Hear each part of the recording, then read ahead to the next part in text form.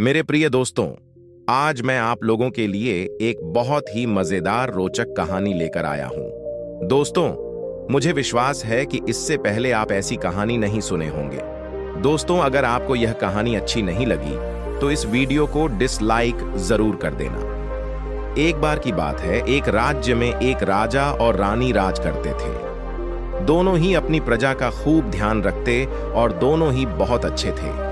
उनके जिंदगी में बस एक ही कमी थी कि उनकी कोई संतान नहीं थी।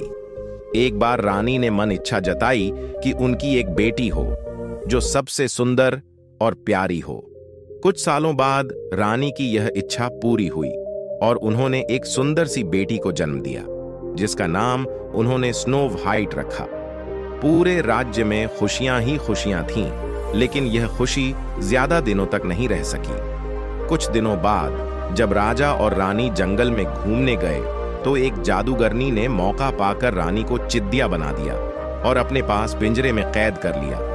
रानी के अचानक गायब होने से राजा को लगा कि रानी की मौत हो गई।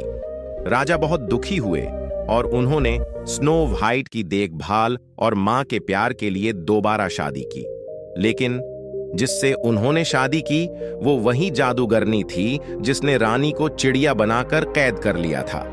उस जादूगरनी ने रूप बदलकर राजा के साथ शादी की थी। उसकी चिड़िया को देख स्नो व्हाइट बहुत खुश हुई और उसने वो चिड़िया उससे मांग ली। इस बात से अनजान कि वो चिद्दिया उसकी मां है, स्नो व्हाइट उसे बहुत प्यार से अपने पास रखती। उस जादूगरनी को स्नो व्हाइट के रूप से बहुत जलन थी। वो चाहती थी कि पूरी दुनिया में सबसे खूबसूरत वही हो। उस जादूगरनी के पास एक जादुई आईना था जिससे वो हर रोज पूछती कि सबसे सुंदर कौन। हर बार आईने का जवाब आता, रानी आप तो सुंदर हैं ही, लेकिन स्नो व्हाइट आपसे भी ज्यादा सुंदर है। यह सुनकर उसे बहुत गुस्सा आता। एक दिन उसने फैसला कर लिया कि वो स्नो व्हाइट को मार डालेगी। इसके लिए उसने एक मंत्री को बुलाया और उससे कहा, जाओ जाकर स्नो व्हाइट को मार डालो। मंत्री डर गया और स्नो व्हाइट को जंगल में ले गया, लेकिन उसे मार ना सका। उसने स्नो व्हाइट को सारी बात बताई और उसे भाग जाने को कहा। स्नो व्हाइट दुखी हो गई और वहां से भाग गई।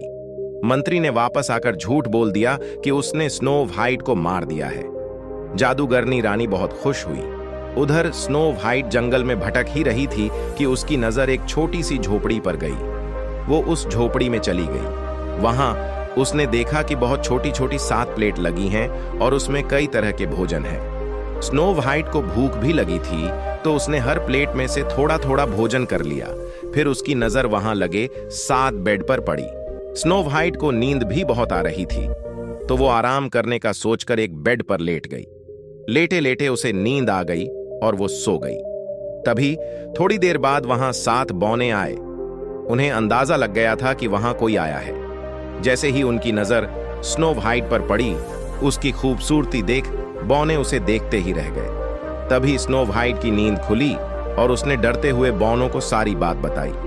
बौने उसकी बात सुनकर चौंक गए और उन्होंने कहा, स्नो व्हाइट, अगर तुम हमारे लिए हमेशा अच्छा खाना बनाओगी और हमारे घर का ख्याल रखोगी तो तुम हमारे साथ रह सकती हो। स्नो व्हाइट ने उनकी बात मान ली और सब खुशी खुशी रहने लगे। एक दिन उस जादूगरनी रानी ने फिर से अपने जादुई आईने से पूछा कि सबसे सुंदर कौन। इस बार वो बहुत खुश थी कि स्नो व्हाइट के मरने के बाद आईना उसी का नाम लेगा, लेकिन अफसोस ऐसा कुछ नहीं हुआ। आईने ने फिर कहा, रानी आप हो सबसे सुंदर, लेकिन आपसे भी सुंदर है स्नो व्हाइट। रानी यह सुनकर हैरान रह गई और सारी बात समझ गई कि मंत्री ने उसे धोखा दिया है। फिर आईने ने उसे बताया कि स्नो व्हाइट बौनों की झोपड़ी में रहती है। यह सुनने के बाद जादूगरनी रानी ने तरकीब निकाली। उसने जादू से जहरीला सेब बनाया और उसे स्नो व्हाइट को खिलाकर उसे हमेशा के लिए सुलाने का सोचा। वो अपना रूप बदलकर स्नो व्हाइट के पास पहुंची। उसने स्नो व्हाइट को सेब खरीदने को कहा और खरीदने से पहले उसे चखने के लिए वो जहरीला सेब दिया। स्नो व्हाइट उसे बूढ़ी औरत समझकर मना नहीं कर सकी और उसने वो जहरीला सेब छक लिया। सेब छकते ही स्नो व्हाइट की तबीयत बिगड़ने लगी और उसी बीच वो जादूगरनी अपने असली रूप में आ गई। और स्नो व्हाइट के सामने हंसने लगी। स्नो व्हाइट अपनी सौतेली मां को देख हैरान रह गई और गहरी नींद में चली गई।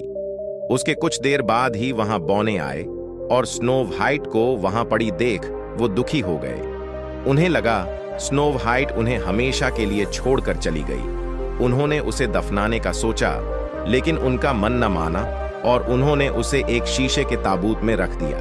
तभी वहां राजा के दोस्त का बेटा, जो कि एक राजकुमार था, वो आया। स्नो व्हाइट को देख वो चौंक गया और बहुत दुखी हुआ। उसने बौनों से स्नो व्हाइट के बारे में पूछा और दुखी होकर स्नो व्हाइट को ताबूत समेत अपने साथ ले जाने के बारे में पूछा। सारे बौने दुखी हो गए। उन्होंने ताबूत का शीशा खोला और राजकुमार ने स्नो व्हाइट पर प्यार जताते हुए उसके हाथ को चूमा। इतने में स्नो व्हाइट को होश आ गया। स्नो व्हाइट ने सबको अपने सामने देख सारी बात बताई। सब समझ गए कि जादूगरनी सौतेली मां की वजह से ही ऐसा हुआ है।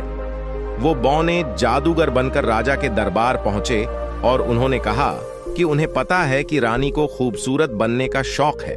वो उन्हें बहुत खूबसूरत बना सकते हैं, लेकिन उन्हें उनके साथ चलना होगा। रानी और राजा उनके साथ चल पड़ी और जैसे ही रानी पर सूरज की किरणें पड़ी, वो अपने जादूगरनी के रूप में आ गई। वहां स्नो व्हाइट और राजकुमार भी पहुंचे। स्नो व्हाइट को देख राजा खुश हो गए। उन्होंने राजा को सारी बात बता दी और फिर बौनों ने अपनी शक्ति से जादूगरनी के जादू को खत्म कर दिया। जादू खत्म होते ही चिड़िया बनी असली रानी अपने रूप में आ गई। राजा और स्नो व्हाइट रानी को देख बहुत खुश हुए और जादूगरनी को बंदी बनाने का आदेश दे दिया। इसके बाद राजा रानी ने स्नो व्हाइट और राजकुमार के विवाह का आयोजन किया और बौनों को तोहफे दिए। सभी लोग खुशी खुशी रहने लगे। दोस्तों, इस कहानी से यही सीख मिलती है कि बाहरी खूबसूरती से ज्यादा अंदर की खूबसूरती ज्यादा मायने रखती है। धन्यवाद।